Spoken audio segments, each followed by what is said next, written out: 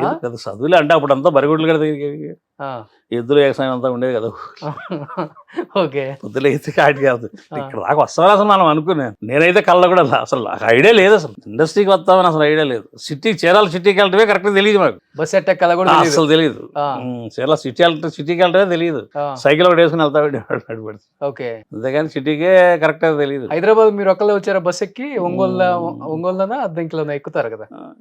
చీరాల్లోనే ఎక్కారా? ఎక్కాను, ఇద్దరు తోడు చేసుకుని ఎక్కాను నేను హైదరాబాద్. వాళ్ళు హైదరాబాద్ వస్తానంట, వాళ్ళని తోడు చేసుకుని తెలియదు అసలు. ఎట్లా కనుక్కున్నారు చిరంజీవి గారు ఇల్లు మరి? ముగ్గురు మనగాళ్ళు అంటే వాళ్ళకి తీసుకెళ్ళిపోయారు. నాయముడు వచ్చినాడు, చిరంజీవి గారు నీకు తెలుసా అంటే నాకు నాగబాబు గారు తెలుసు, ఆయన దగ్గరికి వెళ్తున్నాను నేను అన్నాను. వాళ్ళిద్దరూ ఇంటికి వెళ్ళేవాళ్ళు కూడా తెలుసుకున్నాక వెళ్ళేవాళ్ళు అంటారు. వాళ్ళిద్దరు నన్ను తీసుకొని నేరుగా అక్కడ వెళ్ళిపోయారు ఆయన దగ్గరికి. అక్కడ షూటింగ్ అండి, అదంతా అలా చూపించారు బాబు. ఫోన్లు కూడా లేవు అప్పుడు. ఎక్కడి ఫోన్లో పోవడం.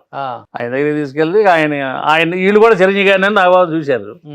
అలా మీ వల్ల మేము చూసేదాన్ని మాకు నమస్కారం పెట్టారు. నాకు అసలు తెలియదు, జర్నీ నడిచింది.